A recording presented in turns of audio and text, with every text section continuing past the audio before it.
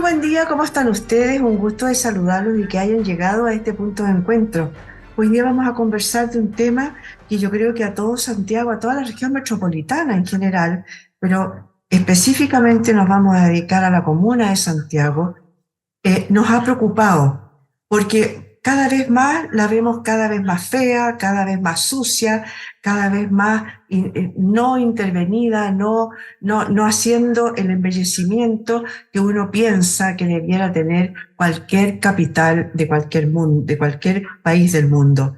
Vamos a conversar hoy día con Pablo Alart. Él es decano de la Facultad de Artes y Arquitectura de la Universidad del Desarrollo. ¿Cómo estás tú? Muy buen día, gusto de saludarte. Hola, ¿qué tal? ¿Cómo estás? Un gusto saludarte a ti, Miriam, y a todos los auditores y auditoras del canal ISB. Encantado de poder conversar temas de ciudad y temas tan relevantes como el que tú planteas, de recuperar nuestros centros urbanos, no solo el centro de Santiago, sino que también de muchas de nuestras comunas, muchas de nuestras ciudades que después del estallido, después de la pandemia, han sufrido deterioros enormes y en muchos casos se ha perpetuado la violencia, la suciedad, la vandalización de estos espacios y claramente merecen más cariño y más cuidado pensando que son los grandes espacios en que nos unen y nos hacen encontrarnos a todos en la ciudad como ciudadanos y ciudadanas.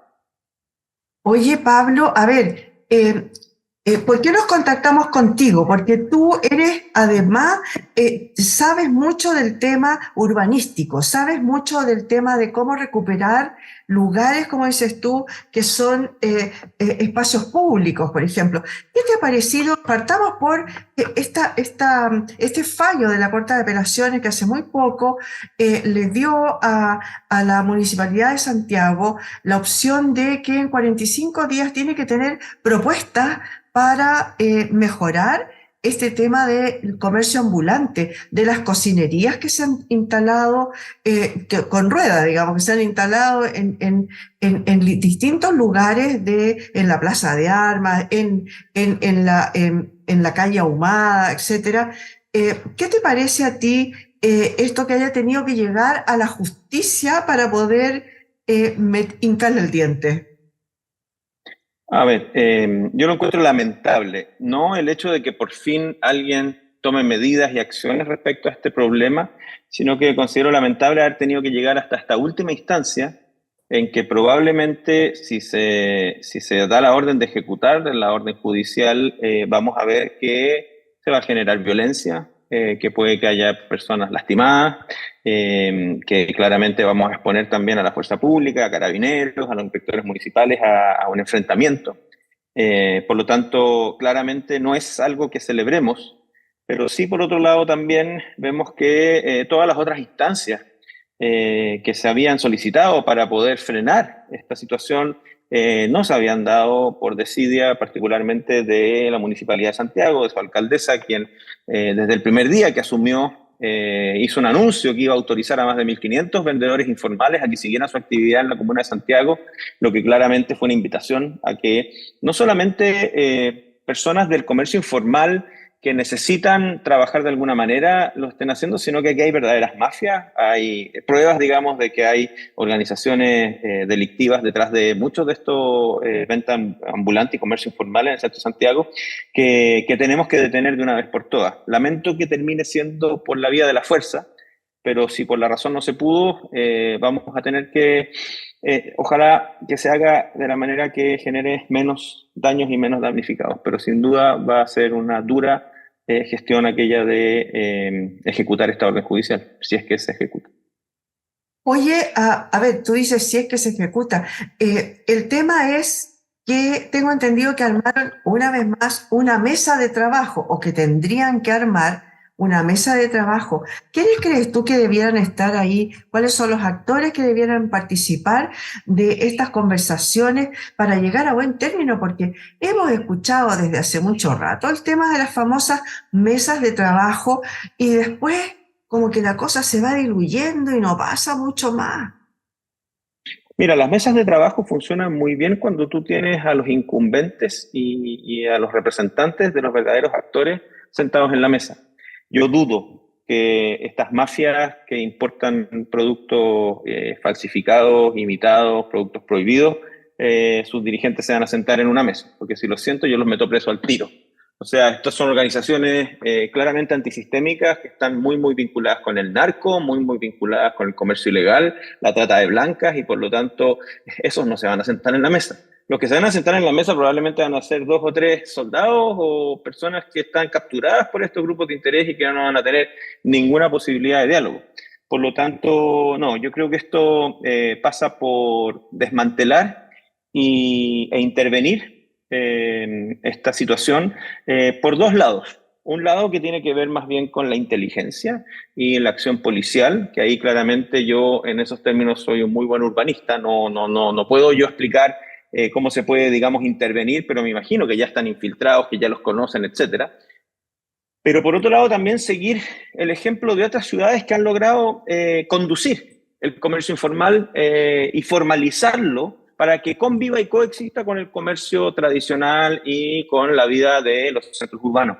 Y no hay que ir a Finlandia, ni a Nueva York o a Londres para encontrar ejemplos. La ciudad de Quito, el año 99, hizo un gran plan de regularización del comercio informal en el centro de Quito, que además es patrimonio de la humanidad, al igual que Valparaíso, que es otro centro que está destruido y completamente copado por el vandalismo y el comercio informal. En el caso de Quito, cerca de un 30% de las aceras, de las veredas de Quito, del centro de Quito, estaban ocupadas por 8.000 comerciantes informales en el centro histórico. ¿Y qué es lo que hicieron y qué es lo que, cómo enfrentó Quito este problema? Bueno, lo primero que hicieron fue un empadronamiento. 1 a 1 de cada uno de estos vendedores informales. Cuéntenos por qué usted se dedica a esto, cómo consigue lo que usted está vendiendo, porque si es un artesano o artesana, obviamente es más fácil, digamos, tratar con él o con ella, pero si resulta que estas cosas las compra un mayorista o se las entrega a alguno de estos grupos, ¿verdad?, organizados, ahí ya es más complicado. Pero lo que hicieron fue empadronarlo y luego hicieron un levantamiento de todos los terrenos fiscales, sitios eriazos, o incluso edificios de estacionamiento subutilizados que quedaban cerca de donde estaban ellos emplazados, y los habilitaron como espacios para tener estas especies de persas o comercios más informales, y pintaron, ordenaron, limpiaron, les dieron espacios a cada uno, les entregaron ciertas reglas del juego. O sea, el municipio les entregaba ese espacio a compromiso de que los vendedores ambulantes cumplieran ciertas reglas, limpiaran después de terminar de vender, etcétera. Y eso comenzó a hacer que ellos pudieran seguir teniendo su actividad en un espacio que estaba subutilizado. Y por otro lado, se hizo toda una campaña también con señalética, con buena iluminación, para que los transeúntes visitaran estas ferias, estas especies de mercado. Y así se logró 11 millones de dólares, que fue un aporte del Banco Interamericano de Desarrollo, poder generar esta nueva distribución de los vendedores ambulantes que pasaron a ser semiformales, porque si bien muchos de ellos son artesanos, no pagan impuestos, etcétera, por lo menos ya no estaban interfiriendo con la circulación de las personas, no estaban compitiendo con los locales comerciales y con los pequeños locatarios que sí son formales y sí pagan impuestos, y por lo tanto se generó ahí un círculo virtuoso. Yo creo que es bien importante hacer ese tipo de coordinaciones, pero pasar ya a la implementación. No podemos seguir en mesas de diálogo por años, cuando además las partes que tienen que dialogar no van a estar presentes, como te decía antes. Claro, a ver, ahí me entra una duda porque está bien, encuentro que es fantástico lo que hizo Ecuador. Ahora, yo no sé si la composición de las personas es igual a lo que está pasando acá en Chile, porque acá me da la impresión, no estoy segura, me da la impresión de que un gran alto porcentaje son migrantes, personas que en realidad hay muchas de ellas que incluso no están formalizadas, no existen en Chile, no tienen papeles, no están legales, a pesar de que se supone que no hay nadie legal o ilegal en el mundo. Pero entonces, ¿cómo podríamos hacer el tema? ¿Cuál crees tú que podría ser una solución viable para Chile? Porque, a ver, lo vimos en Estación Central, por ejemplo, en la calle Meix, donde se juntan estas dos comunas. Los sacan un día, pero al día siguiente están de nuevo. Si Carabineros no anda por ahí, siguen allá afuera. Y ahora han tomado además otra cosa. Los mismos locatarios están saliéndose y tomándose su vereda para que no les tapen ni se instalen otros que no son, digamos, de ahí. Claro, por eso te digo que lo primero que hay que hacer es hacer un catastro y levantar bien de qué se trata, digamos, cuál es el perfil de estos vendedores ambulantes. Efectivamente, un número importante son migrantes recientes que están buscando, digamos, oportunidades en nuestro país. Y ahí hay que entender también, y por eso es un trabajo holístico que va más allá de, por así decirlo, la fiscalización, más allá de la planificación de darles una alternativa, sino que también hay un trabajo social donde se les dé garantías, digamos, a estas personas de que si ellos dejan de participar en estas actividades ilícitas, y regularizan su estadía en el país, eventualmente pueden acceder a empleos formales, a beneficios sociales también y no seguir en situación de calle. Ahora, efectivamente esto es tan dramático y ahí es donde se requiere también una intervención más bien psicosocial que hemos visto y se vio en los medios, digamos, cómo muchas veces compiten por una esquina o un territorio al nivel de que terminan niños menores de edad enfrentándose a cuchillazos con otros vendedores ambulantes con tal de defender la posición del puesto de comida de su madre. Pero eso termina llegando a ese nivel porque se les permitió establecerse fácilmente. Y eso es lo que yo más Mm. critico, digamos, de la autoridad municipal, porque el comercio informal siempre va a existir. Y esto independiente de los flujos migratorios, tiene que ver más bien con que si tú les das facilidades, si no fiscalizas, si no tienes, por así decirlo, una política de tolerancia cero, apenas se les dé la menor oportunidad van a ir copando estos espacios. ¿Por qué? Porque efectivamente el comercio está en el origen de la ciudad, o sea, desde la antigüedad en las ciudades eran el lugar para el trueque, el intercambio, la feria, y en el caso de la comuna de Santiago, además, que todavía, pese a esto, es el principal centro de comercio y servicios del país, yo creo que existe suficiente espacio público como para poder regularizar o albergar a este comercio informal y por otro lado atender las necesidades de estos inmigrantes que son víctimas, por así decirlo también, de estos explotadores que los utilizan ya sea como soldados para el comercio informal o para el comercio sexual, si es cosa de trasladarse un poco más hacia la plaza de armas para empezar a ver cómo también empiezan a funcionar estas mafias de proxénetas. Ahora, es lamentable porque esto no era así hace 5 años atrás. Yo voy mucho al centro de Santiago y el olor que sentí la última vez que fui caminando por calle Puente es un olor que no lo sentía desde mi niñez en Venezuela. Yo me crié en Caracas, Venezuela, y siento el olor a pobreza, el olor a esa mezcla entre fritanga, orina y material en Claro. descomposición. Y me sentí de vuelta en los barrios populares de Caracas al pasar por calle Puente. Y no quiero hacer aquí ninguna crítica porque amo Venezuela y creo mucho, digamos, en las oportunidades de inmigración, porque mi familia fue inmigrante también en Venezuela. Pero aquí hay un tema de desidia. O sea, se permitió que avanzara hasta este nivel donde hay carritos de supermercado convertidos en freidoras de arepas y de chicharrones en el espacio público. No hay ningún control sanitario, hay niños que debieran de estar en las escuelas que están vigilando con cuchillos la posición de su madre para poder seguir vendiendo lo que venda ella, productos prohibidos, productos falsificados, y por lo tanto yo creo que ya no hay mucho más espacio para el diálogo. Yo creo que aquí lo que hay que hacer es una intervención, y una intervención que permita aislar aquellas personas de bien que están ahí porque no tienen otra oportunidad y están en modo de subsistencia, bueno, ver con ellos cómo se les ofrecen alternativas para regularizar su situación, para acceder a empleos formales y en paralelo aquellos artesanos o aquellos que están en el tema del negocio, de la venta al detalle, de cosas pequeñas, darles un espacio.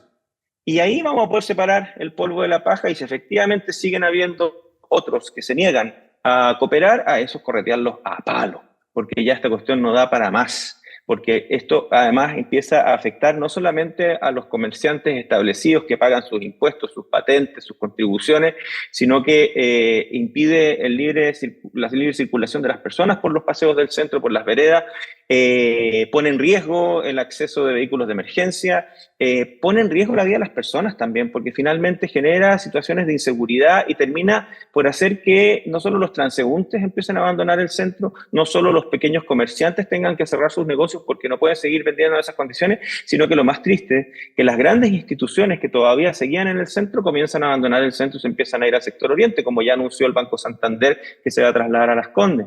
Entonces, creo que tenemos que actuar ya, como te digo, con una intervención de planificación, generando espacios para que se trasladen estos vendedores ambulantes, aquellos que quieren seguir en la actividad. Por otro lado, regularizar la situación de aquellos que son inmigrantes y son víctimas, por así decirlo, de estos mafias del comercio informal, y a los que queden todavía dando vueltas en la calle, correrlos a palos y correrlos a palos y correrlos a palos y no dejar que se instalen nunca más. Desde el momento que tú dejas que se instale un poquito, es lo mismo que con los rayados, con el graffiti o con las ventanas rotas, como decían en Nueva York. Si tú no repones esa ventana, inmediatamente te van a romper todas las demás y después ya no va a dar vuelta atrás. Por lo tanto, es un ejercicio multidimensional donde además del tema de policía y el tema de inteligencia está la planificación urbana, pero está la gestión social. Y la gestión social no es diálogo, a veces requiere también acciones de fuerza, ultimátums, negociaciones, y yo creo que de nada va a servir tener una mesa si a esa mesa le falta una pata, y que nunca van a estar disponibles al diálogo porque son los grupos organizados detrás de este crimen que es el comercio ilegal. Oye, fue como un vendaval todo lo que dijiste, porque en realidad hay cosas que no se dicen y que tú las mencionaste ahí, como por ejemplo el tema sanitario, porque en realidad esa gente que está ahí no tiene baño cerca, no tiene nada cerca, como, entonces, claro, además de vender cosas, de esto último que encontraron de que ponían brackets en la calle, ¿no? Sí. Cosas más insólitas que están apareciendo, y que no están de repente en la luz pública. La gente se incomoda nada más porque va o trata de ir lo menos posible ahora, ¿no? Los trámites hay que tratar de hacerlo en otros lados, digamos, que no sea ir a Santiago. Y tú diste ahí unas buenas posibilidades de solución. ¿Tú crees que en la municipalidad, yo supongo que existe urbanistas, que existen personas empleados me refiero, que tienen y que trabajan esto y que piensan en este tipo de cosas, o no existe eso a nivel comunal, municipal o de gobierno, alguien que esté mirando como a grandes rasgos lo que está pasando, cómo se está yendo, como dices tú, la gente del centro de Santiago, están migrando por otros lados. Cuéntame un poquito de eso. Y lo segundo, que después te quiero preguntar una cosa que tú pasaste ahí, el tema del patrimonio. Mira, en cuanto a la Municipalidad de Santiago como institución, tiene equipos y funcionarios de primera, gente muy preparada, gente que lleva muchos años trabajando en esto. La mayoría de los funcionarios de planta ya han sabido lidiar con esto. Si cuando Jaime Rabinet fue alcalde, a él también le tocó sacar y corretear al comercio informal y terminó llevándolos no recuerdo si era en Molchino o algo así, donde se generó un proceso similar al de Quito, y esto se hizo hace 30 años. Otros alcaldes también lo han enfrentado. Por lo tanto, la capacidad técnica y los equipos técnicos y la capacidad de fiscalización está en el municipio. ¿Sí? Lo que pasa es que esto pasa por una voluntad política Eso de las te iba a autoridades preguntar. municipales, y por otro lado también un discurso político de una alcaldesa que es militante comunista y que claramente tiene un discurso muy particular respecto a estos temas. Como también los tiene respecto a la violencia ante el patrimonio y un montón de otros flagelos urbanos que estamos viviendo.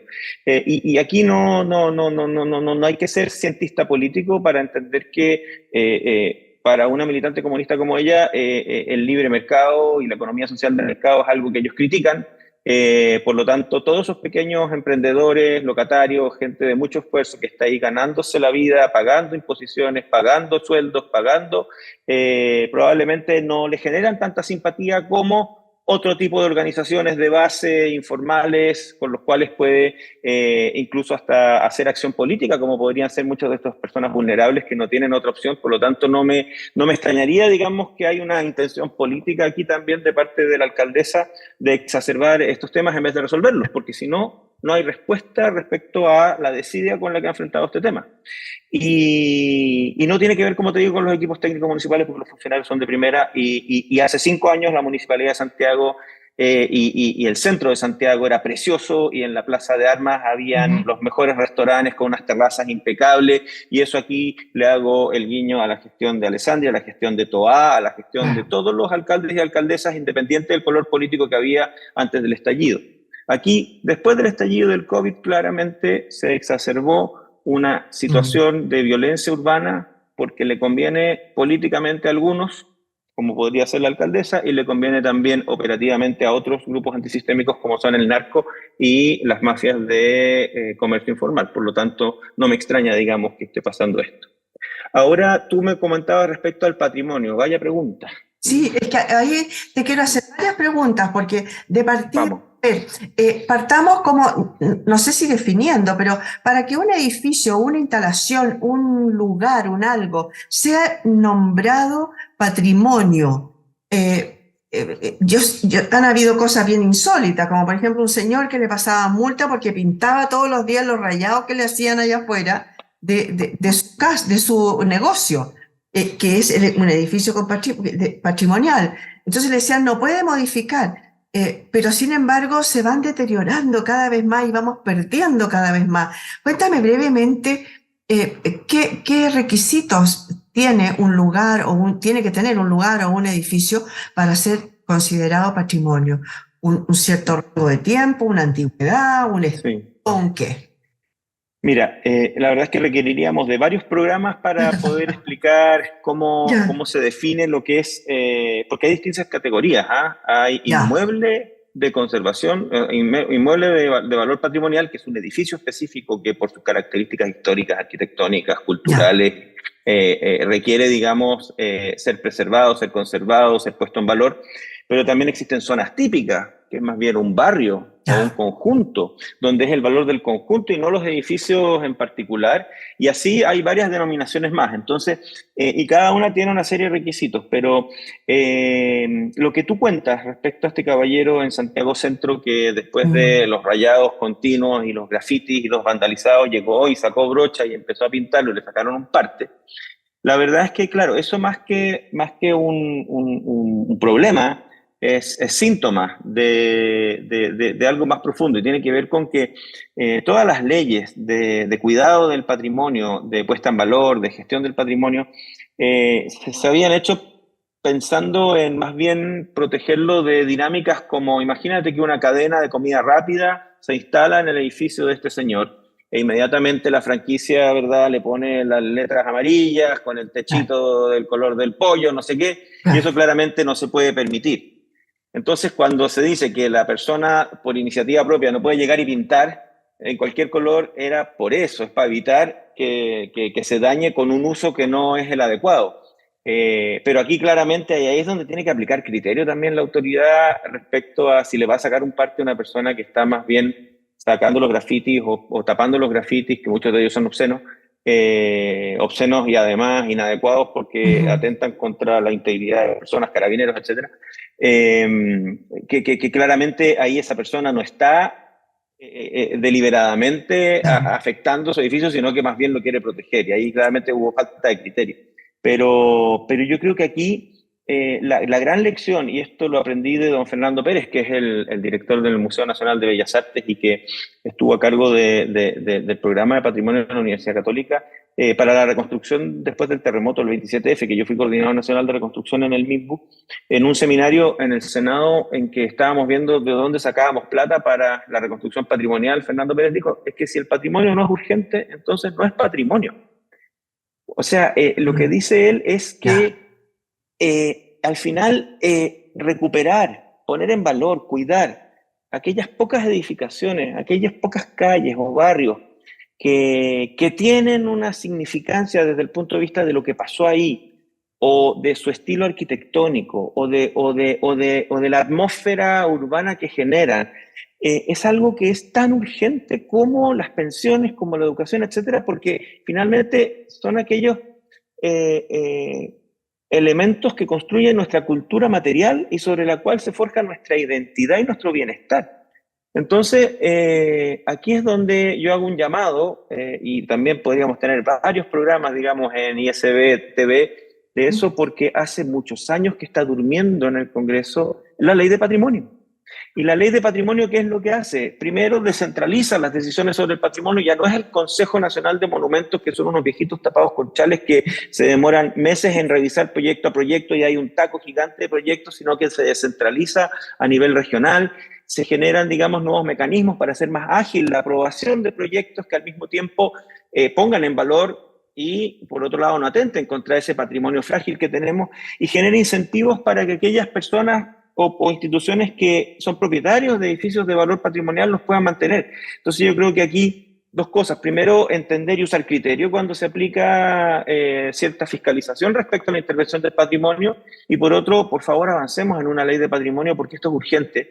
Y finalmente, que las autoridades municipales, así como ya lo está haciendo el gobernador metropolitano, Claudio Rego, que va a iniciar un plan de repintar toda la Alameda y recuperar toda la fachada, ojalá que los otros gobernadores y gobernadoras y alcaldes y alcaldesas hagan lo mismo. Perfecto. Yo no sabía que la ley de patrimonio estaba ahí durmiendo, como dices tú. Ahora, ¿en qué ayudaría que se descentralizara? Cada uno sabe, obviamente, por qué lado, qué cosas serían buenas de preservar. ¿Quiénes participan de eso? De esto? No me refiero a los viejitos tapados con chales, sino que ¿quiénes debieran participar de estas comisiones? Sí, bueno, primero le pido disculpas por la caricatura de los viejitos tapados con chales porque conozco a muchos consejeros del Consejo Nacional de Monumentos Nacionales que han sido grandes personas, pero a lo que Pero como figura era una era figura de fácil la de entender, burocracia, claro. claro, porque en el fondo era un cuerpo pequeño, colegiado, que tenía que revisar todos los proyectos de Chile.